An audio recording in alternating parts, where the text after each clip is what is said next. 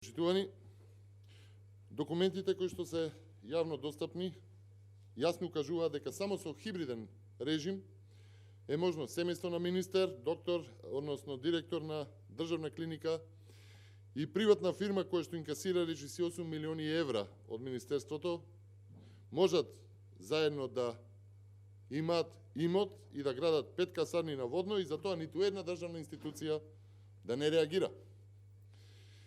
Министерот Филипче призна дека семејството на неговата сопруга, заедно со директорот на клиниката и нивниот бизнис партнер поседуваат над 15.000 метри квадратни на водно. Во Шпанско село не само што во моментов се градат двете касарни, туку уште 3 такви се предвидени за градба. Ниту Филипче, ниту неговиот директор не постапиле согласно Законот за спречување на корупцијата и судирот на интереси и Законот за јавните набавки во делот на судири на интереси. Министерот призна дека лично склучил договор за јавна набавка со фирмата Синерджи, фирма на неговиот партнер од Шпанско село 2. Тој се јавува како сособственик во Шпанско село 2, заедно со директорот и со семејството на Филипче и сега заедно инвестираат.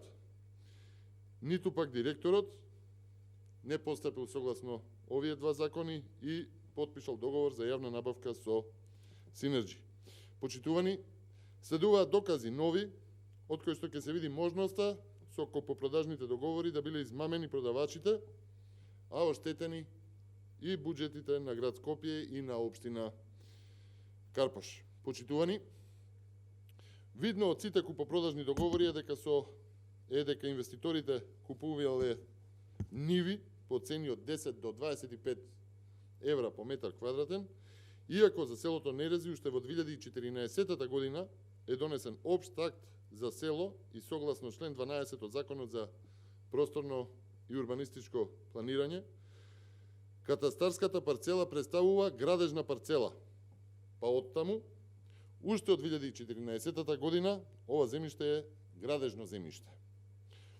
Ова зад мене е урбанистичкиот план од 2014 година, јавно објавен на веб страницата на општина Карпош. Имајќи ја предвид купопродажната цена од договорите за купување на имотите на плацевите дел од Шпанско село 2, се отвара сомнеш дали постои измама пред се на продавачите на парцелите, кои потоа партнерски се купуваат, но и на деношното оделение на град Скопје, каде што се пријавува имот како ниви, иако знаеле за урбанистичкиот план, а потоа и во 2017 година и самите финансирале АУП во кој што се нацртани 5 касарни наречени во народот. Почитувани, пазарната цена на градежното земјиште кои сами си ја утврдиле во договорот за физичка делба на една катастарска парцела е 60 евра или од 100 до 150% поголема од она во договорите за купа-продажба. Вистинската пак пазарна цена може да се види од официјалниот државен регистар на цени кој што го води Агенцијата за катастар на недвижности. Видно е дека цената за 1 метар квадратен градежно земјиште во Нерези, во делот каде што и е Шпанско село 2, достигнува до 115 евра за метар квадратен. Значи, можно ли е земјиште да е купено и да е платено данок за тоа земјиште за цена од 10 до 25 евра за метар квадратен, додека пазарната вредност достигнува 115 евра за метар квадратен? За колку пари, согласно тоа, се оштетени поранешните собственици на овие парцели? За колку пари е оштетен буџетот на град Скопје и буџетот на општина Карпош по основ на данок на промет на недвижности? Ке сноси ли некој одговорност за тоа? Од тука продолжуваме и со оние прашања на кои што досега нема одговор. Како е можно со честна плата да се дојде до над 15.000 квадратни метри парцели на водно? Дали се градат старачки домови по средбата со боки 13 наместо семени куќи, како што е истакнато на онаа табла на градежниот плац во моментов. Ке изникне ли Шпанско село 2 наводно пред очите на институциите и воопшто некој да изреагира? Постои ли уште некој близок до министерот Венко Филипче, што има имот наводно во близина или во склоп на Шпанско село 2? Почитувани одговори мора да има и ке има по изборите на 12 април. Ви благодарам. Имате ли други прашања? Повелете.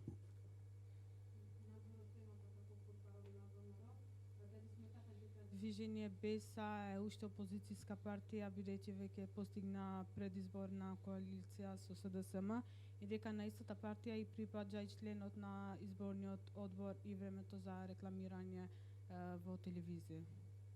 За тоа како се декларира БЕСА, ќе ја прашате БЕСА како се чувствува, дали како позицијска или опозицијска партија. Колку што знам, тој договор е направен за изборите кои што сега ќе следат, односно дали ќе биде дел од извршната власт или не, најверојатно не, според сите анкети кои што ги покажуваат мерењата на јавното мислење, така што апсолутно е ирелевантно прашањето сега во моментот. Јас се извинувам, но дали БЕСА се е позицијска или опозицијска Но партија? дали сметате дека треба да и припаѓа членот на изборниот одбор и времето за рекламирање која и припаѓа на опозицијските партии во овие избори? Треба да го проверам како е законското решение во моментов, не знам, меѓутоа ќе ви одговорам подоцна. Имате ли друго прашање? Нема. Ви благодарам.